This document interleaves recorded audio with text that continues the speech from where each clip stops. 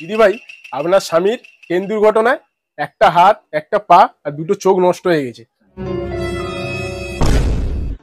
মানে কি করলে আমার বুকের মানিকে কি আমি ফিরে পাবো? ননু ফিরে আয় রে, ননু ফিরে আয় রে।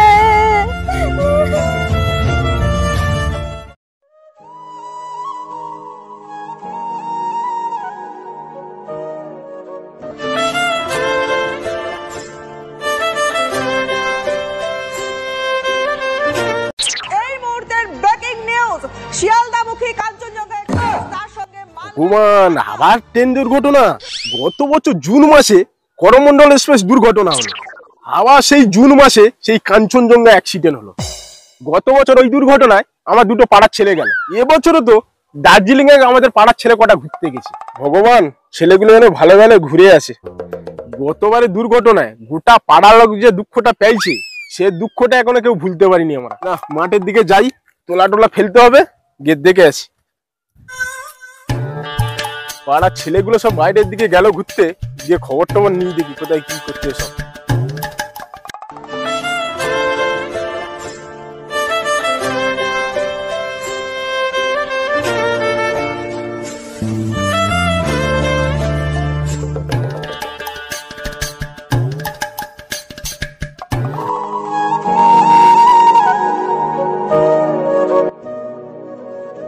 কেমন আছো গো?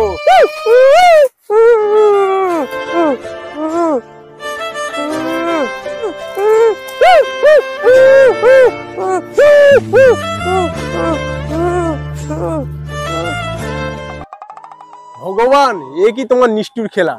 সবে না ট্রেন দুর্ঘটনার কথা বলতে বলতে বৌদির সঙ্গে দেখা। গত বছর জলজান্ত মানুষটা ভালো ছিল, ওভাবে জ্বালায় স্বামীটা বাইরে কাজে গেল, আর সেই ট্রেনটা একদম অ্যাক্সিডেন্ট হলো। স্বামীটা মারা গেল, তারপর থেকে বৌদি রাস্তায় পাগলিয়ে ঘুরতেছি। কিচ্ছু করার নেই, নিয়তির খেলা এগুলো।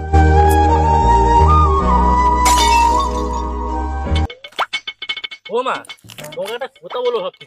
কি বলবি বল। আগো মা, তেমন কিছু না, আমরা কজন বন্ধু মিলে না দার্জিলিং ঘুরতে যাব। বাবা, দার্জিলিং সে তো অনেক দূর। না গো, বেশি দূর না, এখন সব ট্রেন যোগাযোগ, খুব অল্প সময়ের মধ্যে পৌঁছে যাব। একদিন ঘুরবো, তারপর দিন চলে আসবো। না রে ননু, ওই ট্রেনের কথা বললে আমার গা শিউরে ওঠে। আগের বছর উড়িষ্যায় ট্রেন দুর্ঘটনায় যা হলো, গোটা ভারতবাসীর মনে লাল দাগ কেটে দেখেছে।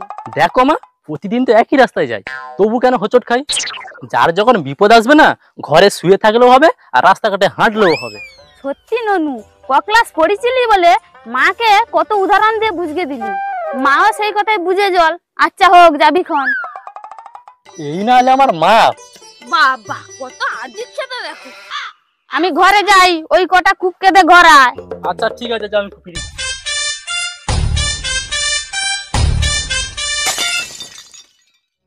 না না, আমি যাব বলেছি মানে যাব তোমার সঙ্গে।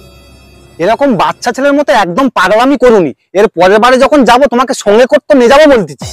একদম মোটা ফালতু কথা বলুনি। বিয়ে করার পরে কি কথা বলেছিলে? দুজনে একসঙ্গে হানিমুনে যাব, মেলায় গেলে ফুচকা খাওয়াবো, আরো কত কি জিনিস কিনে দেবো। স্বপ্নে ভেবেছিলাম ফেবিকুইকের মতো স্বামী পেয়েছি, সবসময় আটার মতো চিপটে থাকবে। যেন তেলের কড়াই জল ঢালতি, শুধু ঠিক যাচ্ছে। না না, আমি অত কথা জানিনি, আমি যাব বলেছি যাব। না, দুর্বল জায়গায় ঘা দে বশীকরণটা ঠিক মতো ঝাড়তে পারলে এবছর আর দার্জিলিং যাওয়া হবে না। কি সেদিকে ঘুরে গুজুর গুজুর করতেছিলে? তুমি একটু ব্যাপারটা বোঝার চেষ্টা করো। তোমাকে যদি আমি ঘুরতে নিয়ে যাই, বাবা মা তাহলে কি ভাববে বলো তো? লোকে কি বলবে বলো তো? ছেলে বৌমা ঘুরতে যাচ্ছে আর বাবা মা যাবার বেলা যত বোঝা হয়ে যাবে। আচ্ছা হোক, বাবা মাকে রাজি করার দায়িত্ব আমার। দেখো, বাবা মাকে জিজ্ঞেস করলে কি বাবা মা কোনদিন না বলবে? কিন্তু মনে মনে তো কষ্ট হবে, আর বাবা মার মনে কষ্ট দে জীবনে কোনোদিন সুখী হওয়া যায় না। আচ্ছা হোক, পরের বারে ঘুরতে গেলে সকলে একসঙ্গে যাব, এখন থেকে বলে দিলুম। আচ্ছা, কথা দিচ্ছি, এর পরের বারে দুজনে একসঙ্গে ঘুরতে যাব। আরব সাগর থেকে শুরু করব, একদম বঙ্গোপসাগরে এসে শেষ করব। চলো চলো চলো চলো, আবার চলো।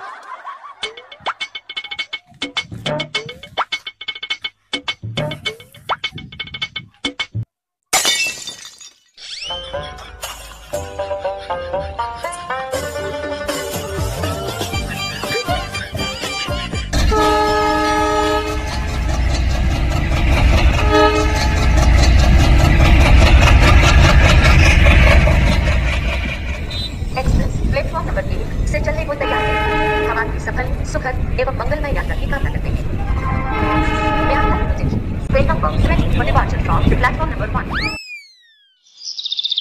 দেখ দেখ দেখ ভাই, দেখ এরকম সূর্যটা উঠতেছে, দেখ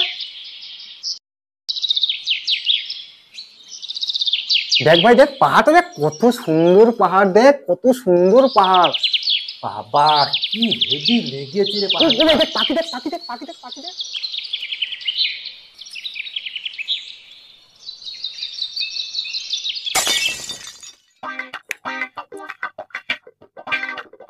কাল থেকে লোকটাকে ফোন করে যাচ্ছি, ফোনটা কিছুতেই ঢুকতে চাইনি।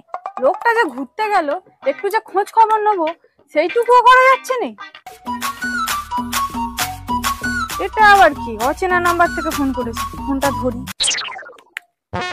হ্যালো, হ্যাঁ, এটা কি শুভেন্দু মন্ডলের বাড়ি? হ্যাঁ হ্যাঁ, উনি আমার স্বামী হন। গতকাল থেকে ফোনে চেষ্টা করে যাচ্ছি, কিছুতেই যোগাযোগ করতে পারছি না। আপনি একটু মাথা ঠান্ডা করে শুনুন। আপনার স্বামী দার্জিলিং থেকে ফেরার পথে ট্রেনটি অ্যাক্সিডেন্ট করেছে, গুরুতর অবস্থায় আহত হয়ে হসপিটালে ভর্তি আছে। আর ভয়ের কোনো কারণে আগামীকাল আমাদের প্রশাসনের তরফ থেকে আপনার বাড়িতে পৌঁছে দিয়ে আসা হবে। হায় ভগবান, আমার কি সর্বনাশটাই না হলো। বারবার লোকটাকে যেতে বারণ করলুম, তবুও একা একা গেল। যতক্ষণ না লোকটা ঘরে আসতেছে, দু চোখের পাতা আমি এক করতে পারবো না।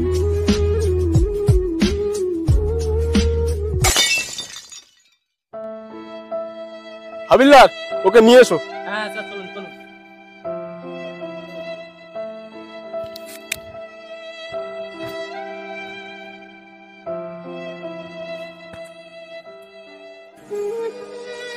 উফ ভগবান, যতক্ষণ না লোকটা ভালোই ভালোই ঘরে আসতেছে যেন শান্তি নেই।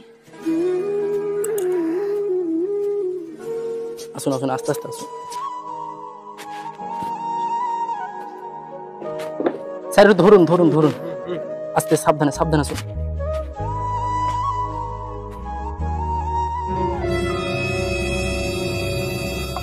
ইনি আপনার স্বামী তো? হ্যাঁ হ্যাঁ, কিন্তু একই অবস্থা। দিদি ভাই, আপনার স্বামীর ট্রেন দুর্ঘটনায় একটা হাত, একটা পা আর দুটো চোখ নষ্ট হয়ে গেছে। হাবিলদার, হাবিলদার, ওনাকে বসাও, আমি দেখছি ওনাকে।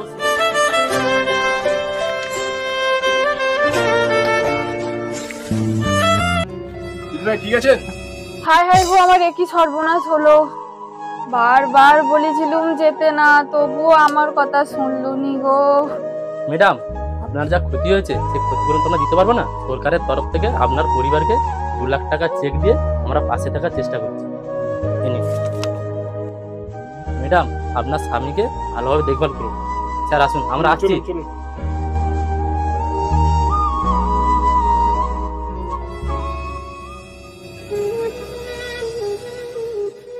ভগবান, যে ক্ষতিটা হলো সেই ক্ষতিপূরণ কি কেউ দিতে পারবে? মানুষটা ফিরে আসছে, এই ভালো।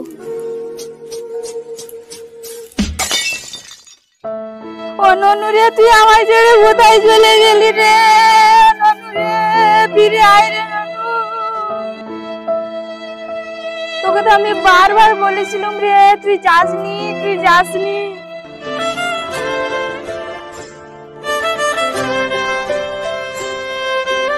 মা উঠুন উঠুন, যে চলে গেছে তাকে তো আর ফিরে পাওয়া যাবে না।